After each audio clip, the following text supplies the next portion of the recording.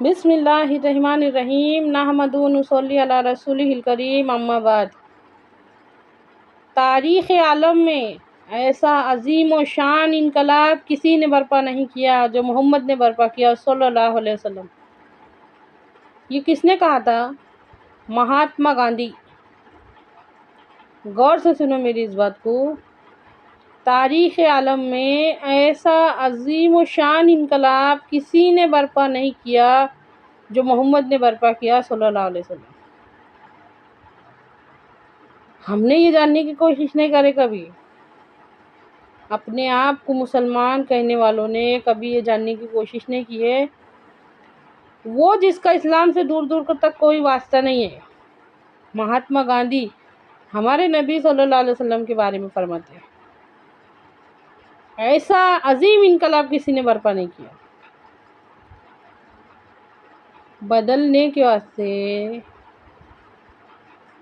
چاہے دنیا کو بدلو، چاہے ہمارے اپنے گھروں کو بدلو یا ہماری زندگی کو بدلو، بدلنے کے واسطے، چینج کے واسطے ہم کو یقین چاہیے، ہم کو سوچ اور سمجھ اور مضبوط ارادے چاہیے۔ کیسے آج تک ہم ایسی باتوں سے دور ہیں؟ ان باتوں سے ہم کیوں دور ہیں؟ کیسے دور ہیں؟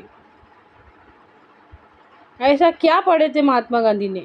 ایسا کیا سنے تھے؟ ایسی کیسی معلومات حاصل کرے تھے جو انہوں نے یہ بات کہی کہ تاریخ عالم میں ایسا عظیم الشان انقلاب کسی نے برپا نہیں کیا جو محمد نے برپا کیا؟ کیا ہوا تھا ان 23 سالوں میں، ان 22 سالوں میں کیا ہوا تھا؟ حضور پاک صلی اللہ علیہ وسلم کو نبوت ملنے سے لے کے ہمارے نبی صلی اللہ علیہ وسلم کے انتقال تک کیا ہوا تھا؟ دنیا سے رخصت ہونے تک کیا کیا ہوا تھا؟ ہم نے تو کبھی غور نہیں کرے، ہم نے تو کبھی نہیں سوچے۔ ہماری زندگی میں تو کبھی ہم کو اتنی فرصت نہیں ملے گی یہ سب سوچو، کہ دیکھو، غور کرو، ان باتوں میں پڑھو۔ کیسی تبدیلی آئی تھی؟ کیا چینج ہوا تھا؟ کس کس چیز کو چینج کی ضرورت ہے؟ سوچو۔ برباد گلستہ کرنے کو بس ایک ہی الو کافی تھا، ہر شاخ پہ الو بیٹھا ہے، انجام گلستہ کیا ہوگا؟ ہم کہاں جا رہے ہیں؟ نام علی، نام محمد، نام عبد الرحمن، نام ابو بکر، نام عثمان، نام علی، نام عمر رکھ دینے سے اور لڑکیوں میں کی فاطمہ رکھ دینے سے، زینب رکھ دینے سے، رقیہ رکھ دینے سے، نام مسلمانوں والے رکھ دینے سے کچھ نہیں ہوتا، کام مسلمانوں والے کرنا پڑیں گے۔ ہمارے وہ بچے جو فخر سمجھ رہے اور ہم خود بھی کہ ہم ایجوکیٹڈ لوگ ہیں، اپنے آپ پر فخر محسوس کر رہے، دین کی الف با سے بھی واقف نہیں ہے، دین کی الف با سے بھی واقف نہیں ہے، کچھ بھی نہیں سمجھتا، کچھ نہیں سمجھتا ہم کو، اور ہم اپنے آپ کو بہت کچھ سمجھ رہے۔ کیا بنے گا ہمارا؟ سوچ کے دیکھو کیا ہوگا ہمارا؟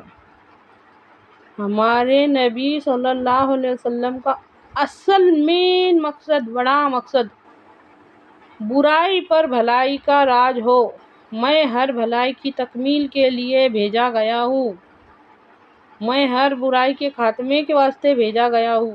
اچھی طرح سے سمجھیے اس بات کو، کبھی فرصت سے بیٹھ کر ان باتوں میں غور کیجیے۔ دنیا کی محبت ہر خطا کی جڑ ہے۔ کبھی فرصت سے بیٹھ کر اپنے اندر کے سسٹم میں غور کیجیے کہ ایسا کیوں ہے کہ میرا دل برائی کی طرف کھینچتے چلے جاتا؟ کیا ہے؟ ہمارے اندر کے شیطان کے بارے میں سوچو، ہمارے اندر کے انسان کے بارے میں سوچو، ہمارے اندر کے ضمیر کے بارے میں سوچو۔ یہ سب اللہ رب العزت نے ہم کو اس لیے کہ ہم کو امتحان دینے کے واسطے بنایا، اللہ نے ہم کو امتحان دینے کے واسطے بنایا، اور ہم امتحان دینا نہیں چاہتے، ہم اپنے آپ کو مشکل میں ڈالنا نہیں چاہتے۔ کبھی اس بارے میں غور کرو۔ اللہ تعالیٰ نے ہم تمام انسانوں کی دنیا اور آخرت کی کامیابی دین پر چلنے میں رکھی ہے، اللہ تعالیٰ نے ہم تمام انسانوں کی کامیابی دین پر چلنے میں رکھی ہے۔ کیا ہے یہ سب؟ کیا یہ سچ ہے یا جھوٹ ہے؟ غور کر کے دیکھو، ہمارے عمل تو کہتے کہ یہ سب جھوٹ ہے، اور یہ سب سے بڑی حقیقت ہے۔ اللہ کی قسم، یہ سب سے بڑی حقیقت ہے کہ اللہ تعالیٰ نے ہم تمام انسانوں کی دنیا اور آخرت دونوں کی کامیابی دین پر چلنے میں رکھی، اور عمل اس کے خلاف کہتے۔ عمل یہ کہتے ہیں کہ ہم کو بالکل بھی یقین نہیں ہے، عمل یہ کہتے ہیں کہ ہم کو بالکل جنت کی خوشخبری سے خوشی نہیں ہوتی، جہنم کے عذاب سے ڈر نہیں لگتا، ہم کو کبھی بھی اللہ کے سامنے کھڑے ہونا ہے یہ بات کی فکر نہیں ہے۔ یہ عمل کہتے ہمارے، کہ اللہ کہنے سننے سے زیادہ سمجھنے کی اور اس پہ عمل کرنے کی توفیق دے۔